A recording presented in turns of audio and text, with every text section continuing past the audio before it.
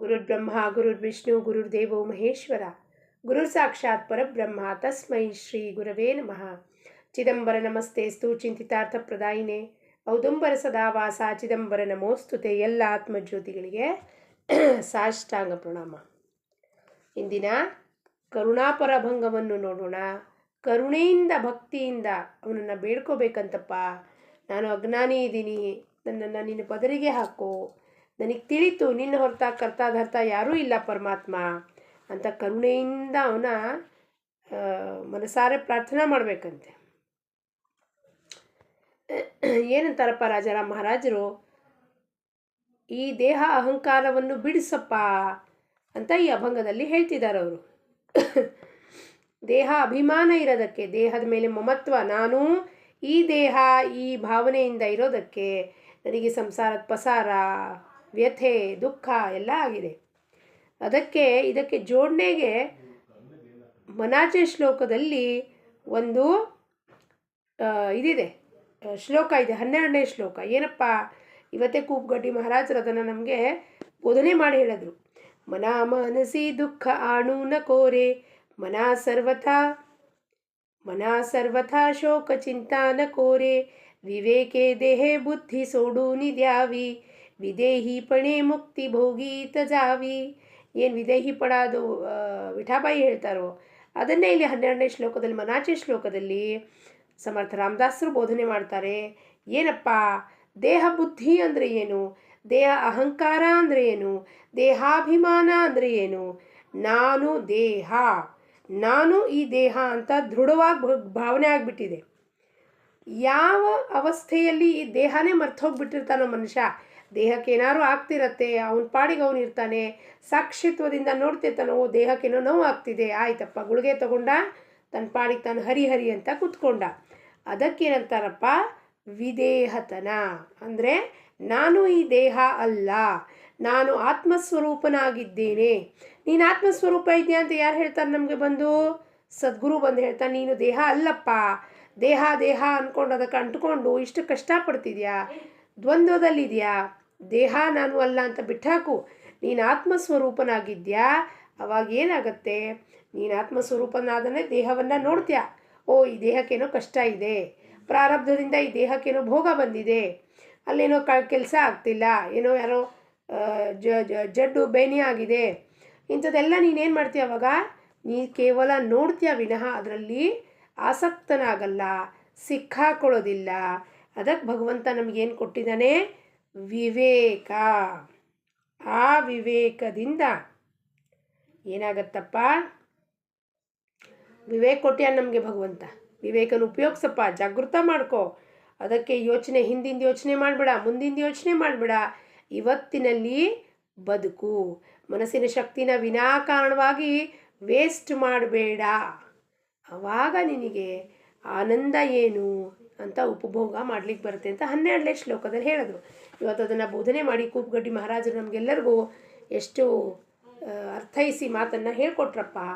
ಅದನ್ನೇ ರಾಜಾರಾಮ್ ಮಹಾರಾಜರು ಏನು ಹೇಳ್ತಾರೆ, ಚಿದಂಬರ ಕರುಣಾಕರ ಸೋಡವಿ ದೇಹ ಅಹಂಕಾರ, ವಿಷಯ ಸೋಡವಿ ಚಿತ್ತಾಚೆ, ತುಜೇ ನಾಮದೇಯಿ ವಾಚೆ, ನಾನಾ ಕರಿತಾ ಸಾಧನ ನ ಸುಟೆ ದೇಹ ಅಭಿಮಾನ, ದಾಸಮಣೆ ಆಲೋ ಶರಣ ಮನ ಕರೀಬಾ ಉನ್ಮನ.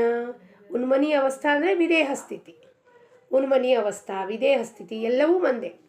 ಏನಪ್ಪ ಉನ್ಮನ, ಮನಸ್ಸಿಗೆ ಮನ ಮಾಡಬೇಕಂದ್ರೆ ಏನು, ಮನಸ್ಸು ಇಲ್ದಂಗೆ ಮಾಡಬೇಕು, ಅವನಲ್ಲಿ ವಿಲೀನ ಮಾಡಬೇಕು. ಅಂದರೆ ಉಪ್ಪು ಹೆಂಗೆ ನೀರಲ್ಲಿ ಕರಗತ್ತೋ ಹಂಗೆ ಮಾಡಬೇಕು. ಅಂದರೆ ಅದಕ್ಕೆ ಸತತವಾಗಿಯೂ ನಾಹಂ ಕರ್ತ ನಾಹಂ ಭೋಕ್ತ, ಎಲ್ಲ ಕರ್ತ ಚಿದಂಬರನೇ ಅಂತ ಅವನು ಪಾದಕ್ಕೆ ನಮ್ಮ ಜೀವನವನ್ನು ಸಮರ್ಪಣೆ ಮಾಡಿಬಿಡಬೇಕು.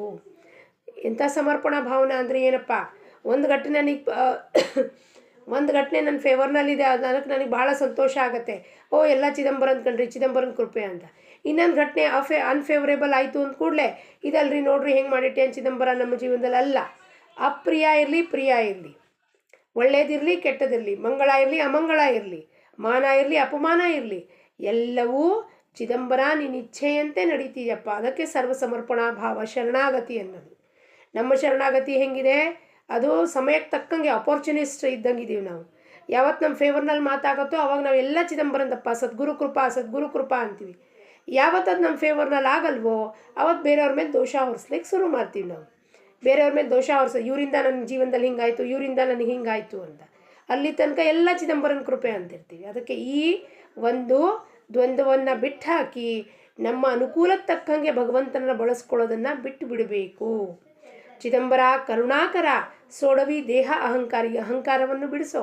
ದೇಹಕ್ಕೆ ಅಂಟ್ಕೊಂಡಿರೋದಕ್ಕೆ ಇಂಥ ಅಹಂಕಾರದ ಮಾತಾಡ್ತೀವಿ ನಾವು. ಈ ದೇಹಕ್ಕೆ ಇಷ್ಟು ಅಂಟ್ಕೊಂಡ್ಬಿಟ್ಟಿದ್ದೀವಿ, ದೇಹನೇ ನಾನು ಅಂದ್ಕೊಂಡ್ಬಿಟ್ಟಿದ್ದೀವಿ. ಅದಕ್ಕೆ ಉಪಾಧಿಗಳು ಹಚ್ಕೊಂಡು ನಾನು ಅದಿದ್ದೀನಿ ಇದ್ದಿದ್ದೀನಿ, ಢಮ್ಕ ಟಿಮ್ಕ ಫಲಾನ ಇದ್ದೀನಿ, ಸ್ಟೇಟಸ್ಕೋ ಅವರು ಇವರು ಇಂಥವ್ರು ಅಂಥವ್ರು ಅಂದ್ಕೊಂಡು ಅಹಂಕಾರದಿಂದ ಎಲ್ಲ ಮಾತಾಡ್ತೀವಿ. ಅದಕ್ಕೆ ಈ ಅಹಂಕಾರದನ್ನು, ಈ ಗಂಟನ್ನು ಬಿಡಿಸಪ್ಪ ನನಗೆ. ವಿಷಯ ಸೋಡವಿ ಚಿತ್ತಾಚೆ ತುಜೆ ನಾಮದೇಯಿ ವಾಚೆ, ಚಿತ್ತದಿಂದ ವಿಷಯವನ್ನು ಬಿಡುಗಡೆ ಹೊಂದಿಸು. ಅದಕ್ಕೇನು ಮಾಡಬೇಕು ನಾವು? ಸಾಧು ಸಂಗತಿ, ಸತ್ಸಂಗತಿ, ಸತ್ಸಂಗ ಹೆಚ್ಚು ಹೆಚ್ಚು ಹೆಚ್ಚು ನಾವು ಹೆಂಗೆ ಮಾಡ್ತಾ ಹೋಗ್ತೀವೋ ನಮ್ಮ ಮನಸ್ಸಿನಲ್ಲಿ ಆ ಚಿತ್ತದಿಂದ ವಿಷಯ ಏನಾಗುತ್ತೆ, ಉಚ್ಚಾಟನೆ ಆಗ್ತಾ ಹೋಗುತ್ತೆ. ನಮಗೆ ನಮ್ಮ ದೋಷ ಗೊತ್ತಾಗತ್ತೆ. ಅಯ್ಯೋ ನಾನು ಇಷ್ಟು ಪಾಪಿ ಇದ್ದೀನಿ, ಬೇರೆಯವರಿಗಂತೂ ಹೇಳೋದೇ ಬಿಟ್ಟುಬಿಡಿ, ನೀವು ನನ್ನಲ್ಲೇ ಇಷ್ಟು ಪಾಪದ ರಾಶಿ ಗುಡ್ಡೆ ತೋರಿಸ್ತಾನೆ ಸದ್ಗುರು, ನಿನ್ನ ಪಾಪದ ಗುಡ್ಡೆ ನೋಡಪ್ಪ ಇಷ್ಟಿದೆ ಅಂತ.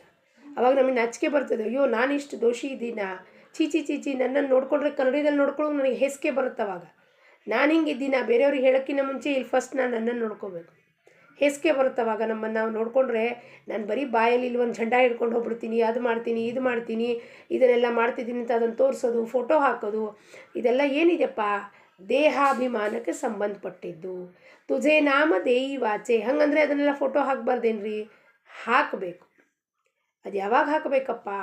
ಯಾವಾಗ ನಾನು ನನ್ನಿಂದ ನನ್ನನ್ನು ಬಿಡುಗಡೆ ಹೊಂದಿಸ್ಕೋತೀನೋ ಅವಾಗ ಹಾಕಬೇಕು. ಅವಾಗ ಹಾಕಿದಾಗ ಒಂದು ಕಾರ್ಯಕ್ಕೋಸ್ಕರ ಹಾಕಿರ್ತೀವಿ ನಾವು, ಅದನ್ನು ಒಂದು ಸಂಸ್ಥೆ ಬೆಳಿಲಿಕ್ಕೆ ಹಾಕಿರ್ತೀವಿ, ಒಂದು ಸಂಸ್ಥಾನದ ಕೆಲಸಕ್ಕೋಸ್ಕರ ಹಾಕಿರ್ತೀವಿ. ಆದರೆ ನನ್ನ ದೇಹಾಭಿಮಾನ ವೃದ್ಧಿ ಆಗಲಿಕ್ಕೆ ನಾನು ಅದೆಲ್ಲ ಹಾಕಿದ್ರೆ ಅದರಿಂದ ಉಪಯೋಗ. ಅದಕ್ಕೆ ಏನು ಹೇಳ್ತಾರೆ? ನಾನಾ ಕರಿತಾ ಸಾಧನನ ಸುಟೇ ದೇಹಾಭಿಮಾನ. ಇಂಥ ಎಲ್ಲ ಸಾಧನೆಗಳು ಮಾಡೋದು, 10 ಫೋಟೋಗಳು ಹಾಕೋದು, ಇದರಿಂದ ದೇಹಾಭಿಮಾನ ಬಿಡುಗಡೆ ಆಗುವುದಿಲ್ಲ. ದೇಹಾಭಿಮಾನ ವೃದ್ಧಿ ಆಗತ್ತೆ ವಿನಃ ಕಡಿಮೆ ಆಗುವುದಿಲ್ಲ. ನಾವೇನು ಮಾಡಿದ್ರೂ ಆ ಸಾಧನೆ ಗುಪ್ತವಾಗಿರಬೇಕು. ನಾವು ಎಲ್ಲಿದ್ದೀವಿ ಹುಡುಕಾಡಿದ್ರೂ ಕಾಣಿಸ್ಬಾರ್ದು, ಇವ್ರು ಎಲ್ಲಿದ್ರಪ್ಪ ಅಂತ ಕಾಣಿಸ್ಲೇಬಾರ್ದು. ಅಂಥ ರೀತಿಯಲ್ಲಿ ಸಾಧನ ಗುಪ್ತವಾಗಿ ಮಾಡಬೇಕು. ತುಜೆ ನಾಮ ದೇಯಿ ವಾಚೆ, ಚಿತ್ತದಿಂದ ನಿರ್ವಿಷಯ ಆಗಬೇಕು. ಅಂದರೆ ಸದಾಕಾಲ ವಾಚಾದಿಂದ ಚಿದಂಬರ ಚಿದಂಬರ ಚಿದಂಬರ ಚಿದಂಬರ ಚಿದಂಬರ ಚಿದಂಬರ ಚಿದಂಬರ ಅಂತ ಇರಬೇಕು. ಅದು ಹೊರತಾಗಿ ಇನ್ನೊಂದು ವಿಷಯದ ಕಡೆ ನನ್ನ ಮನಸ್ಸು ಹೊರಳಬಾರ್ದು. ನಾನಾ ಕರಿತಾ ಸಾಧನನ ಸುಟೇ ದೇಹಾಭಿಮಾನ. ಏನು ಕರ್ಮ ಮಾರ್ಗದಲ್ಲಿ ಹೋಗ್ರಿ, ಜ್ಞಾನ ಮಾರ್ಗದಲ್ಲಿ ಹೋಗ್ರಿ, ಅಥವಾ ನಮ್ಮ ಯೋಗ ಮಾರ್ಗದಲ್ಲಿ ಹೋಗಿ ಅಲ್ಲಿ ಎಷ್ಟೆಷ್ಟು ಸಾಧನೆ ಮಾಡ್ತೀವೋ ಅಷ್ಟೆಷ್ಟು ದೇಹಾಭಿಮಾನ ವೃದ್ಧಿ ಆಗತ್ತೆ ವಿನಃ ಕಡಿಮೆ ಆಗುವುದಿಲ್ಲ. ದಾಸಮಣಿ ಆಲೋ ಶರಣ ಮನ ಕರೀಬಾ ಅವನು ಮನ, ನಿನ್ನ ಶರಣಕ್ಕೆ ಬಂದಿದ್ದೀನಿ, ನಿನ್ನ ಪಾದಕ್ಕೆ ನಾನು ನನ್ನ ಮಸ್ತಕವನ್ನು ಇಟ್ಟುಬಿಟ್ಟಿದ್ದೀನಿ ಚಿದಂಬರ. ಇನ್ನು ನನ್ನನ್ನು ಆ ಅವಸ್ಥೆ ಕರ್ಕೊಂಡು ಹೋಗೋ ಜವಾಬ್ದಾರಿ ನಿಂದು. ಮನಸ್ಸನ್ನು ಉನ್ಮನಿ ಸ್ಥಿತಿಗೆ ಕರ್ಕೊಂಡು ಹೋಗಪ್ಪ. ಉನ್ಮನಿ ಸ್ಥಿತಿ ಅಂದರೆ ವಿದೇಹ ಸ್ಥಿತಿ, ಅಂದರೆ ದೇಹದ ವಿಸ್ಮರಣೆ ಆಗೋಗಿದೆ. ನೀವು ಎಲ್ಲಿದ್ದೀರಾ ಅನ್ನೋದೇ ವಿಸ್ಮರಣೆ ಆಗೋಗಿರುತ್ತೆ. ಅವಾಗ ನೀವು ಯಾರ ಜೊತೆ ಇದ್ದೀರಾ, ಫೋಟೋ ತೆಕ್ಕೋಬೇಕು ಅಂಥದ್ದು ಎಂಥದ್ದು ನಿಮ್ಮ ಭಾವನೆಯೇ ಬರೋದಿಲ್ಲ. ಅದಕ್ಕೆ ವಿದೇಹ ಸ್ಥಿತಿ ಅಂತಾರೆ. ಇನ್ನೂ ನಾವು ವಿದೇಹ ಸ್ಥಿತಿಗೆ ಯಾರೂ ಮುಟ್ಟಿಲ್ಲ. ನಮಗಿನ್ನೂ ಸೆಲ್ಫಿ ತೆಕ್ಕೋಬೇಕು, ಸೆಲ್ಫಿನ ಪೋಸ್ಟ್ ಮಾಡಬೇಕು, ಇದೆಲ್ಲವೂ ಭಾವನೆ ಇನ್ನೂ ಉಂಟಾಗ್ತಿದೆ. ಅಂದರೆ ನಮ್ಮ ದೇಹಾಭಿಮಾನ ಹೋಗಿಲ್ಲ, ಕಳಚಿ ಹೋಗಿಲ್ಲ, ಮನಸ್ಸು ಇನ್ನೂ ವಿಷಯದಲ್ಲಿ ತೊಡಗಿದೆ. ಹಾಗಾಗಿ ಮನಸ್ಸನ್ನು ನಿರ್ವಿಷಯ ಮಾಡಪ್ಪ, ನಿಸ್ಸಂಗವನ್ನು ಮಾಡು. ಅವಾಗ ಏನಾಗುತ್ತೆ? ನೀವು ಏಕಾಂತದಲ್ಲಿ ಕೂತ್ಕೋತೀರಾ, ಏಕಾಂತದಲ್ಲಿ ಸಾಧನೆ ಮಾಡ್ತೀರಾ. ನಾನಾ ಕಡೆ ಹೋಗೋದಾಗಲಿ, ನಾನಾ ಕಡೆ ಸಾಧನೆ ಮಾಡೋದಾಗಲಿ ಏನೂ ನಾವು ಮಾಡೋದಿಲ್ಲ. ಅದಕ್ಕೆ ಆವಾಗ ನನ್ನ ಮನಸ್ಸು ಉನ್ಮನಿ ಸ್ಥಿತಿ ಹೋಗುತ್ತೆ, ವಿದೇಹ ಸ್ಥಿತಿ. ಈಗ ನಾವು ವಿದೇಹ ಸ್ಥಿತಿಯಲ್ಲಿಲ್ಲ ಯಾರು. ನಾವೀಗ ಕೇವಲ ಇದು ನಮ್ಮ ಪ್ರಾಪಂಚಿಕ ಲೋಕದಲ್ಲೇ ಇದ್ದೀವಿ. ಅಲ್ಲಿಂದ ಸ್ವಿಚ್ ಆನ್ ಆಗ್ತಿರ್ತೀವಿ, ಅಲ್ಲಿ ಹೋಗ್ತೀವಿ, ಇಲ್ಲಿ ಮಾಡ್ತೀವಿ, ಮತ್ತು ಪ್ರಪಂಚಕ್ಕೆ ಬರ್ತೀವಿ. ಅದಕ್ಕೆ ನಮ್ಮ ದೇಹಾಭಿಮಾನ ಬಿಟ್ಕೊಂಡು ಹೋಗಿಲ್ಲ. ದೇಹಾಭಿಮಾನ ಬಿಟ್ಕೊಂಡು ಹೋದರೆ ನಾವು ಎಲ್ಲಿದ್ದೀವಿ ಅನ್ನೋದು ಯಾರಿಗೂ ಗುರ್ತಿಡಲಿಕ್ಕೆ ಸಾಧ್ಯತೆ ಆಗುವುದಿಲ್ಲ. ರಾಜಾರಾಮ್ ಮಹಾರಾಜ ಚರಣಕ್ಕೆ, ಸ್ವಾಮಿ ಚರಣಕ್ಕೆ ಅಭಂಗವನ್ನು ಅರ್ಪಿಸಿ ಲೋಕ ಸಮಸ್ತ ಸುಖಿನೋ ಭವಂತು.